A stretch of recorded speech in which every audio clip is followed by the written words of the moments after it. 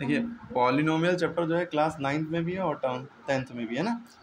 तो इसमें क्या है, पॉलिनोमियल्स का मतलब पहले पता होना चाहिए। पॉली माने होता है मैनी, पॉली माने मैनी या मच यानी बहुत सारे, मियल्स माने होता है टर्म्स यानी बहुत सारे टर्म्स। अब मुद्दा ये है कि इसको पढ़ने के लिए आपको क्या क्या पता होना चाहिए। आपको टर्म्स पता होना चाहिए क्या होते हैं, एक्सप्रेशन पता होना चाहिए और डिग्री पता होना चाहिए। पहले इतनी प्री नॉलेज होना चाहिए, तब आपको ये चैप्टर समझ में आएगा। अब टर्म्स का मतलब क्या होता है, ठीक है। टर्म्स का मतलब जैसे कोई भी एक नंबर लिखा हो या वेरिएबल लिखा हो, जैसे मान लीजिए एक्स लिखा है तो ये एक टर्म है, एक्स लिखा है तो ये एक टर्म है। या 4x लिखा है, या लिखा है 5x स्क्वायर या 10x क्यूब, ये एक टर्म है। सब क्या है, टर्म्स है। क्लियर हो रही बात, टर्म का मतलब समझ में आ रहा है बात। तो ये एक एक एक एक टर्म है, मतलब सिंगल टर्म है। क्लियर, या x लिखा हो या y लिखा हो, ज़रूरी नहीं कि x ही x हों सारे, ये y भी हो सकता है, z भी हो सकता है, a से लेकर z तक कुछ भी हो सकता है, या खाली नंबर भी हो सकता है, जैसे 5 लिखा है, कोई भी नंबर हो सकता है, वो भी एक टर्म है।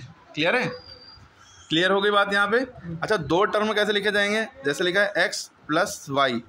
अब देखिए एक टर्म ये था, इसमें प्लस या माइनस लगा दिया, ये दूसरा, अब ये दोनों कंबाइंड हो गए तो ये दो टर्म कहलाएंगे। कितने टर्म कहलाएंगे, 2 टर्म्स।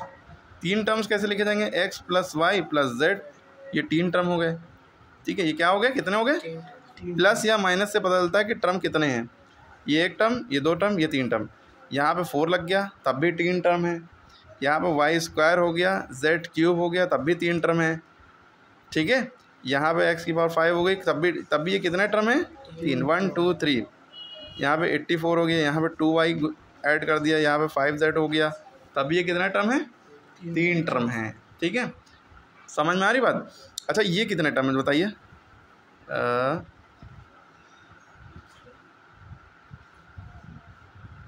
ये बताइए कितने टर्म है, आप बताइए। 4 टर्म्स है, शाबाश। अभी हमने एक बात बताई थी, प्लस या माइनस बीच में लगा होना चाहिए तभी टर्म बदलेगा। यहाँ कहीं बीच में प्लस या माइनस दिख रहा है, जैसे इसमें यहाँ पे प्लस है बीच में इन दोनों के, तब यहाँ पता चला कि यहाँ 2 टर्म्स हैं। यहाँ एक प्लस ये एक प्लस ये, तो 1 2 3 टर्म हो गए। यहाँ कहीं बीच में प्लस या माइनस है, नहीं है, तो यहाँ कितने, ये कितने टर्म्स हुए, एक टर्म। ये समझने वाली बात है, तो ये 1 टर्म है। क्लियर हो गई बात, हाँ, डाउट नहीं होना चाहिए। तो ये एक टर्म है। क्लियर। और एक्सप्रेशन क्या होता है, जब इन्हीं टर्म्स को, जैसे ये अलग अलग टर्म्स थे, इन्हीं टर्म्स को एक में कर दिया, यानी इस तरह से कर दिया जाए तो वो एक्सप्रेशन कहलाता है। यानी कि ये एक एक्सप्रेशन लिखा होता है। जैसे लिखा है, जैसे मान लीजिए लिखा है 6x क्यूब। अच्छा, ये अभी कितना टर्म है, एक टर्म है। इसमें हमने लिखा प्लस 2x स्क्वायर, अब कितने टर्म हो गए, 2 टर्म हो गए। तो ये एक एक्सप्रेशन हो गया। कम से कम 2 टर्म हो या 2 से ज़्यादा टर्म होंगे तो वो एक्सप्रेशन कहलाएगा। टर्म ही होंगे, भले ही कुछ भी लिखा हो। इसमें मान लिया हमने 1 भी लिख दिया लास्ट में, तो ये क्या हो गया, कितने टर्म हो गए, 3 टर्म। तो 2 से ज़्यादा है ना, लेकिन है तो टर्म, तो 2 से ज़्यादा होंगे, 2 या 2 से ज़्यादा टर्म होंगे तो वो एक्सप्रेशन कहलाएगा। क्लियर है। किसी केस में एक टर्म को भी एक्सप्रेशन कह सकते हैं, किसी केस में, रेयर केस में वो अलग बात हो जाएगी। लेकिन मैं 99% चांस ये याद रखिए, 2 या 2 से ज़्यादा टर्म होंगे तो वो एक्सप्रेशन बन जाएगा। क्लियर हो गई बात, ठीक। एक्सप्रेशन, एक एक्सप्रेशन अपने मन से बोलिए आप लोग, कोई भी बोलिए जल्दी से। 2x क्यूब, ज़रूरी नहीं क्यू भी हो, कुछ भी बोल। 2x बोल दिया प्लस 39, बस ये भी एक एक्सप्रेशन है। और एक एक्सप्रेशन बोलिए, एक एक्सप्रेशन ये, तीसरा बोलिए, आप बोलिए। हाँ, प्लस 5y, ठीक है, एक एक्सप्रेशन ये हो गया। ठीक है, आप कितने भी वो उसका एक्सप्रेशन बता सकते हैं। अब आपको यहाँ तक ये बातें समझ में आ गई कि पॉलिनोमियल क्या होता है, टर्म्स क्या होते हैं, एक्सप्रेशन क्या होता है। अब डिग्री पे आते हैं, किस पे आते हैं, डिग्री। डिग्री एक्चुअल में होती क्या है, डिग्री कुछ नहीं, जो एक्सप्रेशन है आपका, इस एक्सप्रेशन में देखिए सबसे बड़ी पावर क्या है, सबसे बड़ी पावर, पावर कहते हैं नंबर के ऊपर, ये नहीं वेरिएबल के ऊपर जो ये छोटा सा लगा होता है, ये पावर होती है। इस पूरे एक्सप्रेशन में एक 3 पावर है, एक 2 पावर है, इसमें पावर 0 है, जिसकी पावर कुछ नहीं तो उसकी पावर 0। तो इसमें पावर सबसे बड़ी पूरे एक्सप्रेशन में कौन सी है, 3। तो इसकी डिग्री कितनी होगी, 3। क्लियर हो गई बात। जैसे हमारे पास लिखा है भाई, यही चीज़ लिखी है, मान लो 6x की पावर 4 लिखा है, plus 2x cube plus 3x² plus 4 ये लिखा है। तो इसमें सबसे बड़ी पावर क्या है? ये पूरा क्या है? एक्सप्रेशन है।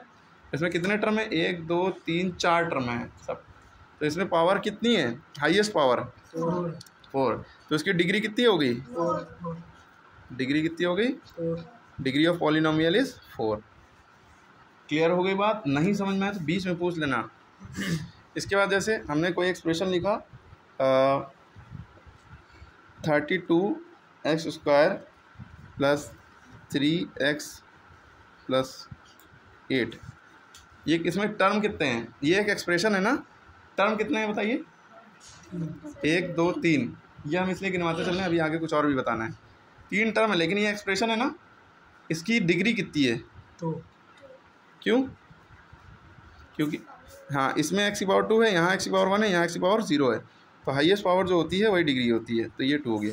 अब आप थोड़ा सा कंफ्यूज होंगे। अब देखिए जैसे हमने दिया 2x² y², ठीक है, 3y³ 4z प्लस 8। अब बताइए ये एक एक्सप्रेशन है, इसकी डिग्री कितनी है? कौन बताएगा? हाँ बताइए। सब बच्चे 3 बताएंगे। 4 क्यों? Very good. प्लस होगा ना? हाँ वेरी गुड। देखिए ये एक अलग टर्म है, ये एक अलग टर्म है, ये अलग टर्म है, ये अलग टर्म है। हर एक टर्म में देखिए, क्योंकि ये पूरा एक ही टर्म है, एक ही टर्म में देखिए 2 वेरिएबल दे दिए गए। अभी तक के देखिए हर एक टर्म में एक एक वेरिएबल था। एक्स वाई जेड को एक वेरिएबल कहते हैं, 1 2 3 को कांस्टेंट कहते हैं। वेरिएबल और लिटरल्स बात देखिए, यानी कि एक्स वाई जेड लिटरल्स कहला सकते हैं या वेरिएबल्स। तो यहाँ देखिए 2 वेरिएबल हैं। इन दोनों वेरिएबल की कितनी वैल्यू है? ये 2 हैं, एक्स की वैल्यू 2, वाई की वैल्यू 2। टोटल कितनी हो गई? 4। तो यहाँ कितने टर्म है? 4। सॉरी कितने डिग्री है? 4 टोटल। यहाँ 3 डिग्री है, यहाँ 1 डिग्री है, यहाँ कुछ नहीं है। तो ये 4 डिग्री है ना, तो इसकी डिग्री कितनी हो जाएगी? 4। आप यहाँ पे पावर नहीं ऐड कर सकते, यहाँ 4 है, यहाँ 3, 4 3 7 कर दिया, ऐसा नहीं। ये तो अलग टर्म है, एक अलग टर्म है, ये अलग टर्म है। टर्म के अंदर वेरिएबल देखिए, एक वेरिएबल है, यहाँ पे 2 वेरिएबल है, ठीक है। डाउट क्लियर करते चलिएगा। ये सब मेरे डाउट थे जब हम पढ़ते थे, हम आप लोग के डाउट क्लियर करते चल रहे हैं। तो अभी तक के आपने क्या क्या देखा, रिवाइज कर लिए पहले। पॉलिनोमियल क्या होते हैं, टर्म्स क्या होते हैं, फिर से वीडियो देखिएगा, बहुत अच्छे से समझ में आएगा, बार बार वीडियो देखिएगा। एक्सप्रेशन क्या होते हैं, ठीक है, कितने एक्सप्रेशन क्या हैं, गिनती टर्म्स कितने होते हैं, डिग्री कैसे पता चलती है, और इस सबसे बड़ी कन्फ्यूज़न यही चीज़ है, ये कितने अगर किसी टर्म में 2 वेरिएबल या 3 वेरिएबल है, सबकी पावर ऐड होंगी। क्लियर है? तब पता चलेगा कितने। अब हम ये जो बता रहे थे आपको, चलिए हम आगे और नहीं बताते, दूसरी चीज़ें बताते हैं इसी के रिगार्डिंग। अब पॉलिनोमियल को जो बांटा गया है वो 2 हिसाब से बांटा गया है। देखिए पॉलिनोमियल को जो बांटा गया है, पॉलिनोमियल्स को जो बांटा गया है 2 अलग अलग टर्म में। एक टर्म में जो क्लासिफिकेशन होता है on the basis of number of terms, on the basis of number of terms, कितने टर्म्स है, गिनती कितनी है, टर्म्स कितने हैं, ठीक है, कितने टर्म हैं। और दूसरी तरीके से जो बांटा गया है वो ये है, तो on the basis of term हो गया। और यहाँ पे जो इधर एक तरीका है on behalf of degree, on the basis of degree, कितनी डिग्री है, डिग्री और गिनती, नंबर ऑफ टर्म्स, ठीक। अब जैसे मान लिए कि एक है टर्म, जैसे हमने लिखा कि यहाँ इधर वाला पहले बताते हैं। जैसे लिखा है कि x लिखा है, तो ये कितना टर्म है, कितना टर्म है, ये खाली x ही लिखा है मान लीजिए, तो ये एक टर्म है। कितना टर्म है? तो जब 1 टर्म होगा तो इसे कहते हैं, इसका नाम हो जाता है मोनोमियल, मोनोमियल, ठीक है। जब एक टर्म होगा तो क्या कहलाएगा? मोनोमियल, ठीक है। अगर 2 टर्म है, जैसे मान लिए 2 टर्म है, जैसे x प्लस वाई लिख दिया, तो ये कितना टर्म होगा? एक ही है, प्लस या माइनस से टर्म बदलते हैं, ये हो जाएगा बाइनोमियल। अच्छा ये बताइए क्या लिखा है, 2x into Y plus Z, बताइए कितने टर्म है? 3 हैं, बताओगा कोई? 3 है, गलत। फिर मेरी बात को नहीं समझा, बात को नहीं पकड़ा। ये बाइनोमियल है, क्यों? हमने ये बताया प्लस या माइनस से ही टर्म बदलता है, मल्टीप्लाई से नहीं होगा। तो ये पूरा एक ही टर्म है। 2x इंटू वाई को हम 2xy भी लिख सकते हैं, ठीक है। ये एक टर्म हो गया, ये एक टर्म, ये दोनों टोटल दोनों टर्म, इन्होंने सही बोला था, वेरी गुड। तो ये क्या कहलाएगा, बाइनोमियल, ठीक है। अगर ये ऐसे लिखा होता 2xy इंटू 4z